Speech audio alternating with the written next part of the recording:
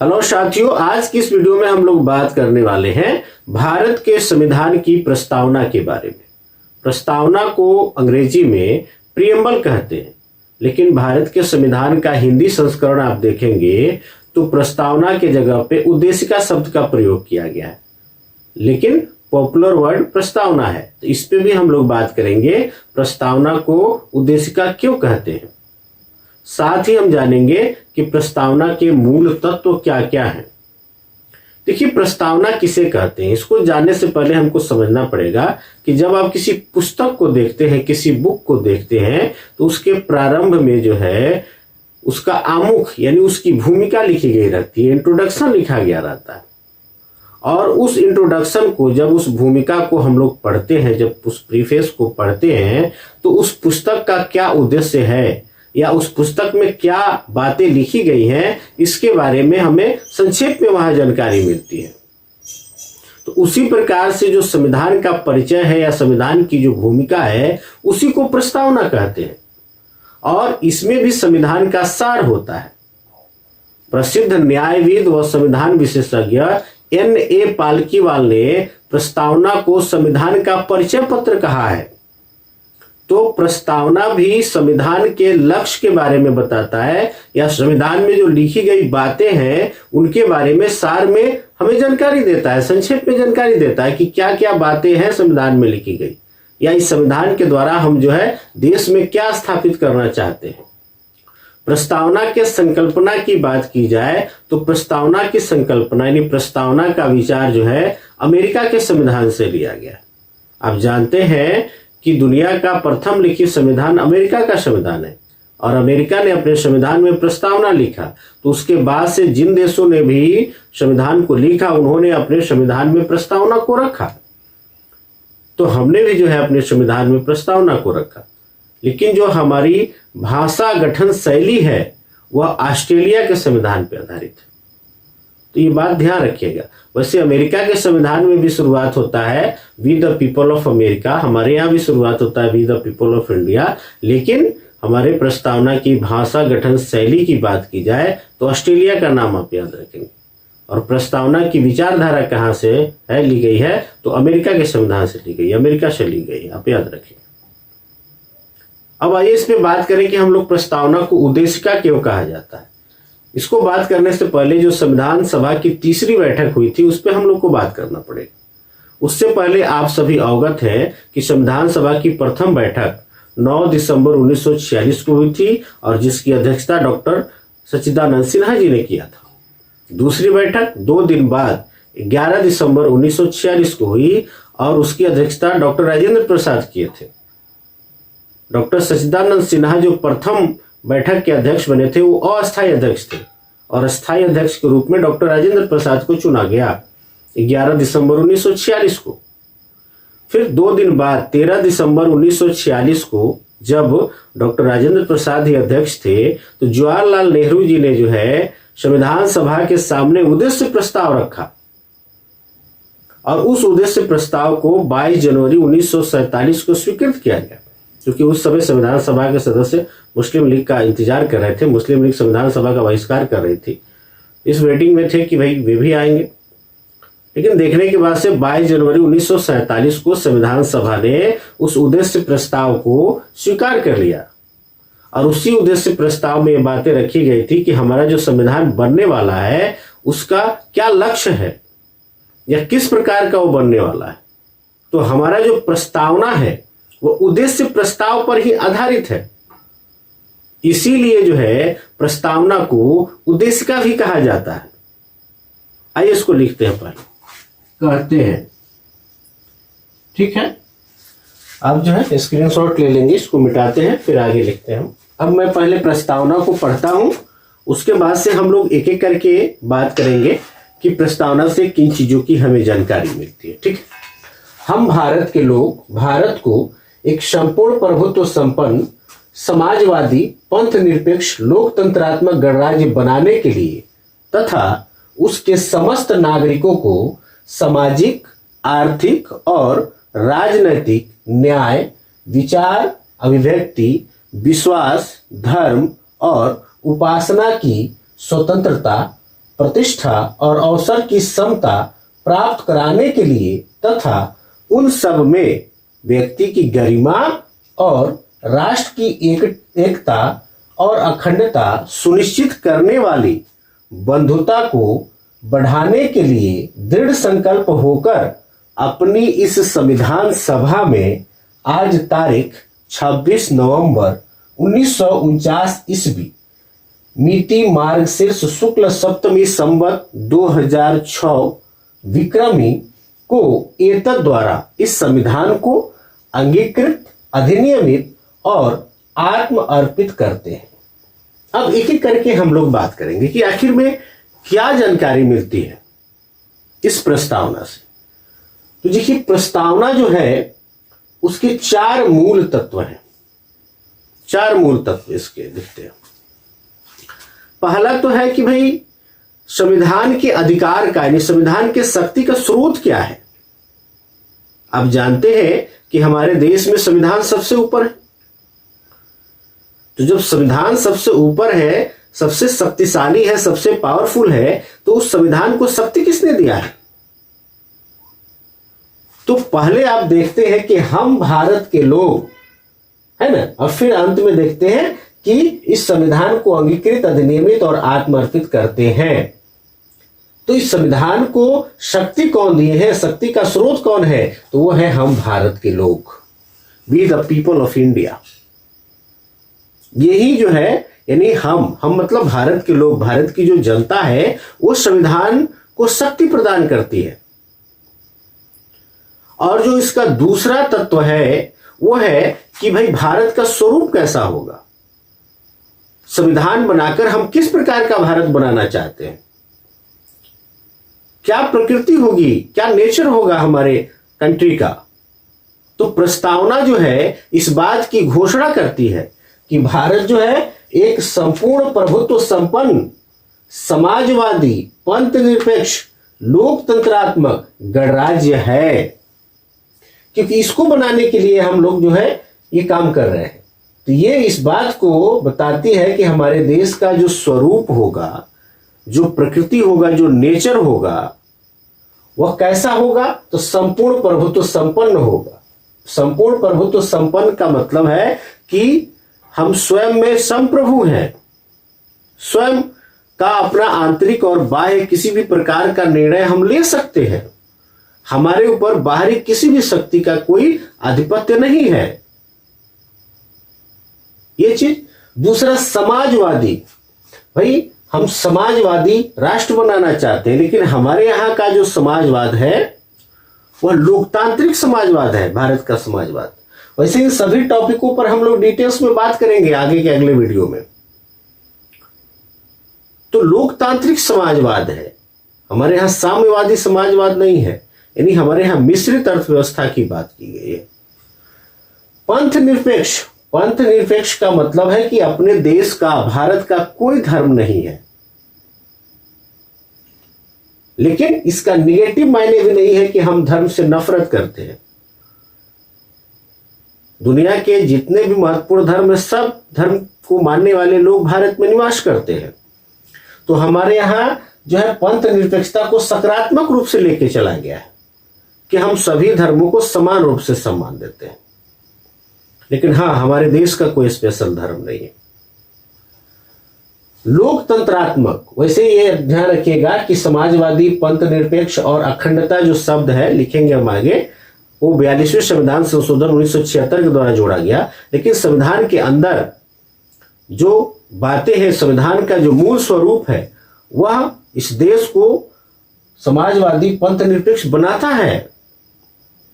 बहुत सारे आलोचक इस बात का आरोप लगाते हैं कि बाद में इस शब्द को जोड़ा गया, लेकिन अंदर निहित जितने भी अनुच्छेद हैं, आप उसको पढ़ेंगे, जो धार्मिक स्वतंत्रता का भी अधिकार आपको मिलता है, तो वो दिखाता है कि इस देश का कोई धर्म नहीं है, आप स्वतंत्र है अपना धर्म मानने के लिए। तो तमाम तरह के उपबंध इस बात को प्रमाणित करते हैं। ठीक है, ध्यान रखेंगे। अगला है कि लोकतंत्रात्मक, लोकतंत्र, डेमोक्रेसी, जनता का, जनता के लिए, जनता के द्वारा संचालित शासन व्यवस्था को लोकतंत्र कहते हैं। तो तंत्र हमारे यहाँ है, लोकतंत्रात्मक व्यवस्था है, यानी जनता जो है शासक के रूप में है। जनता या तो डायरेक्ट करे या उसके प्रतिनिधि करे। तो जनता क्या करती है, अपना एक प्रतिनिधि चुनती है, और प्रतिनिधि का काम होता है शासन करने का। और किसके ऊपर होता है, तो जनता का शासन है, जनता के द्वारा होता है और जनता के लिए ही होता है। तो हमारे यहाँ डेमोक्रेसी है, लोकतंत्र है।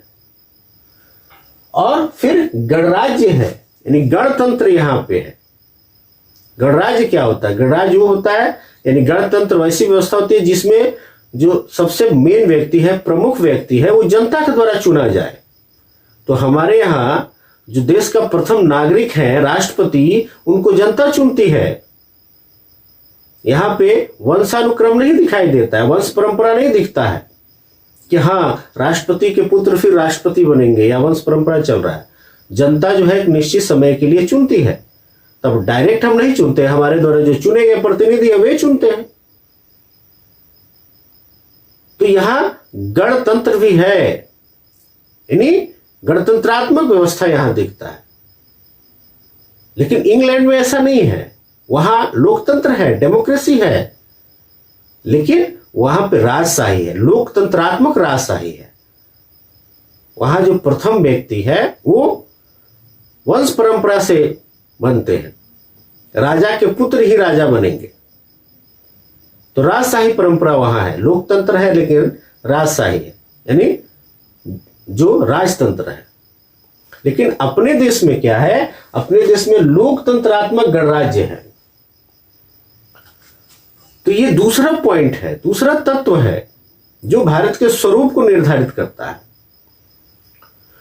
फिर तीसरा है कि भाई क्या उद्देश्य है संविधान को बनाने का, लक्ष्य क्या है, इसकी भी बात करेंगे। पहले इसको लिख लिया जाए, ठीक है। इसके बाद प्रस्तावना का तीसरा मूल तत्व क्या है, तो प्रस्तावना का तीसरा मूल तत्व जो है संविधान का उद्देश्य या लक्ष्य को बताता है। तो क्या है संविधान का उद्देश्य, क्या है लक्ष्य।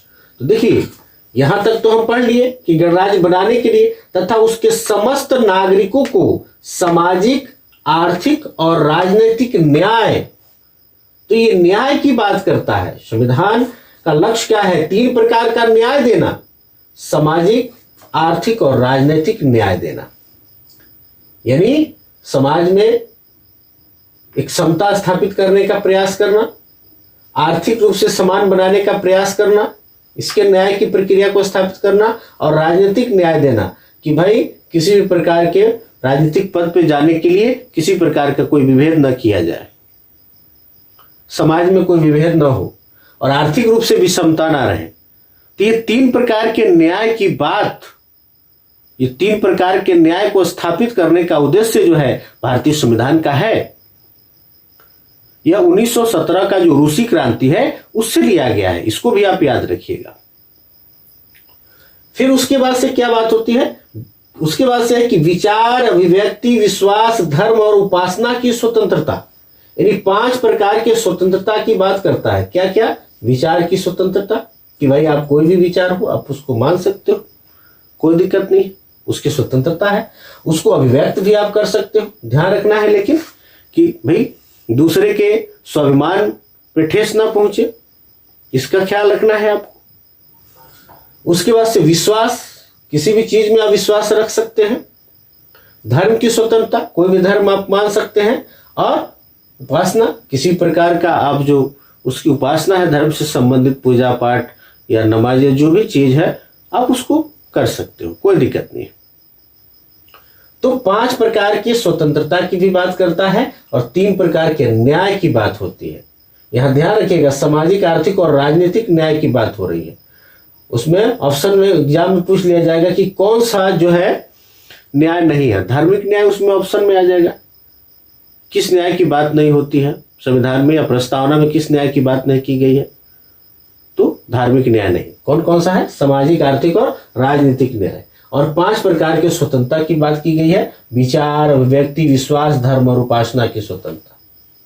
उसके बाद से क्या किया गया है, प्रतिष्ठा और अवसर की समता, यही लक्ष्य है संविधान का कि भाई प्रत्येक व्यक्ति की प्रतिष्ठा रहे, बरकरार रहे और सबको जो है अवसर की क्षमता मिले, यानी किसी प्रकार के नौकरी में, जॉब में सबको समान रूप से अवसर मिले। ठीक है, तो ये प्रतिष्ठा और अवसर की क्षमता ये भी जो है संविधान का लक्ष्य है प्राप्त कराने के लिए, तथा उन सब में व्यक्ति की गरिमा और राष्ट्र की एकता और अखंडता, यानी ये व्यक्ति की गरिमा की भी बात करता है कि मानवीय जो गरिमा है, ऐसा स्थिति परिस्थिति आपके साथ न आए कि आपको अपनी मानवीय गरिमा को खोना पड़े। आपकी गरिमा का, आपके स्वाभिमान का हमेशा ख्याल रखा जाए। और राष्ट्र की एकता, राष्ट्र हमेशा एकत्रित रहे, संगठित रहे, अखंड रहे। ऐसा ना हो कि कोई स्टेट छटक के चाहे कि हम अलग हो जाएं, इस तरह की स्थिति परिस्थिति ना आए। ये भी लक्ष्य है संविधान का। ऐसी स्थिति आएगी तो कड़ा रुख अपनाया जाएगा। राष्ट्र की एकता पर आपकी एक्टिविटी से यदि खतरा होगा तो फिर एक्शन लिया जाएगा, वहां पे कार्रवाई की जाएगी आपके ऊपर। तो राष्ट्र की एकता और अखंडता सुनिश्चित करने वाली बंधुता की भी बात की गई है, भाईचारे की भी बात की गई है कि भाई आपका एक्टिविटी ऐसा हो, यानी संविधान का लक्ष्य है बंधुता को स्थापित करना और आपके काम में भी दिखना चाहिए। तो मानेंगे कि आप सही में देश से प्रेम करते हैं। आपके कर्तव्य में भी तो ये सभी चीजें दिखनी चाहिए, तब तो आप असल देशभक्त कहलाएंगे कि हाँ भाई चलिए आप संविधान की प्रस्तावना को ख्याल में रखकर अपने क्रियाकलाप को अंजाम देते हैं, अपने बातों को रखते हैं। आप प्रस्तावना को ध्यान में रखते हुए संविधान में जो भी मौलिक कर्तव्य दिया गया है, इन सभी चीजों को, संवैधानिक प्रत्येक मूल्यों को ध्यान में रखते हुए जो है आप बात को रखते हैं। तो जब तक सही से जानेंगे नहीं तब तक रख कैसे पाएंगे कि क्या है क्या नहीं। तो राष्ट्र की एकता और अखंडता भी लक्ष्य है और बंधुता भी क्या है, ये लक्ष्य है। बंधुता बढ़ाने के लिए दृढ़ संकल्प होकर अपने इस संविधान सभा में आज तारीख 26 नवंबर 1949 ईस्वी फिर जो है ये चौथा तत्व आ जाता है कि सभी यहां दिख रहा है जो 26 नवंबर 1949 ईस्वी को एतद द्वारा इस संविधान को अंगीकृत, अधिनियमित और आत्म अर्पित करते हैं। अंगीकृत का मतलब होता है अपनाना, यानी 26 कब अपनाया गया, कब इसको अपनाया गया। अधिनियमित कब किया गया, अधिनियमित का मतलब लागू कब किया गया, आंशिक रूप से ही लागू किया गया। 16 आर्टिकल ही लागू किए गए, 16 ही लागू किए गए। पूर्णतः लागू 26 जनवरी 1950 को हुआ, लेकिन हुआ तो जी। तो जो अपनाने की तारीख है, जो लागू करने की तारीख है, और किस पे लागू किया गया भाई, आत्मअर्पित, खुद पे, अपने आप पे उसको लागू किया गया, स्वयं पर संविधान को लागू किया गया। किसने लागू किया, भारत की जनता ने खुद पर लागू किया उसको। तो जो लागू करने की तिथि है चौथे तत्व में वो आ जाएगा, उस तिथि को संविधान की प्रस्तावना से हम जानते हैं, और वो है कब, 26 नवंबर 1949। तो संविधान को पूर्णतः लागू किया गया 26 जनवरी 1950 को। क्यों लागू किया गया, आप यदि जानते हैं तो कमेंट करें। पहले इसको हम लोग लिखते हैं, फिर जो है आगे बात किया जाएगा। 26 नवंबर 1949 यानी संविधान को जो है अंगीकृत, अधिनियमित और आत्म अर्पित करने की जो तिथि है, अंगीकृत का मतलब हम बता चुके हैं कि भाई अपनाना, अधिनियमित का मतलब होता है लागू करना, है ना, इनेक्ट करना, और आत्म अर्पित किस पर, स्वयं पे लागू करना। Give to our self, enact किस पे कर रहे हैं, खुद पे कर रहे हैं। तो जो है यानी भारत की जनता आत्मर्पित उसको कर रही है, खुद पे लागू कर रही है। ये कब, तो 26 नवंबर 1949 को। वैसे आप सभी, फिर से मैं इसको रिपीट करता हूं कि मात्र जो है 26 नवंबर 1949 को 16 आर्टिकल ही लागू किए गए। मूल संविधान में 395 अनुच्छेद है, अभी भी नंबर में 395 ही है। अनुच्छेदों की संख्या लगभग 470 हो गई है, लेकिन नंबरिंग वही है, बीच में एबीसीडी बढ़ा हुआ है, ठीक है। तो उसमें जो अनुच्छेद 394 है उस अनुच्छेद में लिखे गए कि आज 26 नवंबर 1949 को कौन कौन से अनुच्छेद लागू होंगे। तो 15 अनुच्छेदों का नाम है उसमें। तो यदि एग्जाम में आता है कि भाई 26 नवंबर 1949 को संविधान के कितने अनुच्छेद लागू किए गए, तो क्या 15 लिखेंगे? नहीं, 16 अनुच्छेद आप डालेंगे, क्योंकि 394 जब लागू नहीं होगा तो उसमें जो लिखा हुआ 15 अनुच्छेद वो कैसे लागू होगा। तो 16 अनुच्छेद का विकल्प ध्यान रखिएगा। और इस दिन आंशिक रूप से संविधान लागू हुआ था और 26 जनवरी 1950 को संविधान पूर्णतः लागू हुआ था। क्यों लागू हुआ था इसकी चर्चा हो चुकी है, और यदि आप जानते हैं तो आप जरूर कमेंट करेंगे। ठीक है, कुछ और चीजों पे बात कर ले। फिर से मैं एक बार रिपीट कर देना चाहता हूं इसको। हम भारत के लोग, हम भारत के लोग, ये जो शब्द है ये दिखाता है कि हमारे देश में जो शासन चलता है उसमें सबसे टॉप मोस्ट पर यदि संविधान है तो संविधान को शक्ति कहां से मिलती है? तो शक्ति जो है हम भारत के लोग यानी भारत की जो जनता है वहां से मिलती है। ठीक है, उसके बाद से अगला जो है ये दिखाता है प्रस्तावना कि भारत का स्वरूप कैसा होगा, क्या प्रकृति होगी, किस प्रकार के भारत की बात की जा रही है। तो एक संपूर्ण प्रभुत्व संपन्न समाजवादी पंथ निरपेक्ष लोकतंत्रात्मक गणराज्य बनाना जो है हमारा क्या है, तो ये हमारे देश का एक स्वरूप है, एक प्रकृति है कि हमारा देश जो है समाजवादी है, संपूर्ण प्रभुत्व संपन्न है, पंथ निरपेक्ष है, लोकतंत्रात्मक है और गणराज्य है। उसके बाद से जो है उसके समस्त नागरिकों को 3 प्रकार के न्याय की बात करता है। तो इस संविधान के उद्देश्य के अंतर्गत आ जाएगा 3 न्याय, सामाजिक, आर्थिक और राजनीतिक न्याय। 5 प्रकार की स्वतंत्रता की बात करता है। कौन कौन सा? विचार, अभिव्यक्ति, विश्वास, धर्म और उपासना की स्वतंत्रता की बात करता है। उसके बाद से 2 समता की बात करता है, प्रतिष्ठा और अवसर की समता की बात करता है। फिर जो है प्राप्त कराने के लिए तथा उन सब में व्यक्ति की गरिमा और राष्ट्र की एकता और अखंडता सुनिश्चित करने वाली बंधुता को बढ़ाने के लिए, किसको बढ़ाने की बात करता है? तो बंधुता को बढ़ाने की बात करता है, फ्रेटर्निटी को बढ़ाने की बात करता है। क्यों? ताकि जो है व्यक्ति की गरिमा और राष्ट्र की एकता और अखंडता सुनिश्चित हो सके। इसके लिए हमारे बीच भाईचारा होना चाहिए, क्योंकि हम सभी जानते हैं कि हमारे देश में विविध संस्कृति और विविध धर्म के लोग रहते हैं। कदम कदम पर भाषाएं, बोलियां और रीति रिवाज बदल जाते हैं। तो आपसी भाईचारा नहीं रहेगा तो हमारे देश की एकता और अखंडता कहां बरकरार रहेगी। और जब तक हम एकत्रित नहीं रहेंगे तब तक जो है व्यक्ति की गरिमा की बात हो ही नहीं सकती है, क्योंकि संगठन में ही शक्ति है। हमको संगठित और एकत्रित रहना होगा, है ना। तो बढ़ाने के लिए दृढ़ संकल्प होकर अपनी संविधान सभा में आज तारीख 26 नवंबर 1949 को, अब यहाँ पे जो है हिंदी में जो विक्रमी कैलेंडर है उसके हिसाब से दिया हुआ है, मिति मार्च शीर्ष शुक्ल सप्तमी 2006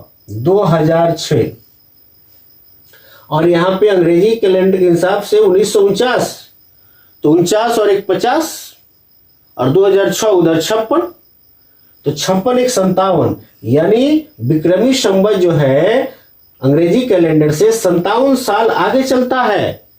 इसको यदि प्रस्तावना को याद रखोगे तो ये बात आप यहां से निकाल सकते हैं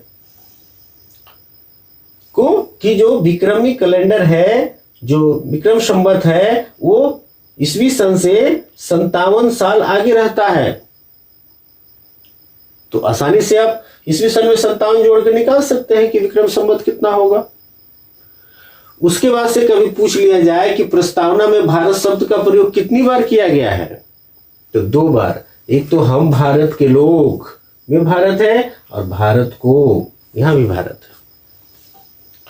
तो बहुत सारी बातों को जो मैं लिख नहीं पाया हूं मैंने बोला है। साथ में एक और बात मैं बोला कि 1976 में 42वां संविधान संशोधन हुआ और उस संशोधन के द्वारा जो है प्रस्तावना में समाजवादी, पंथ निरपेक्ष और अखंडता शब्द को जोड़ा गया।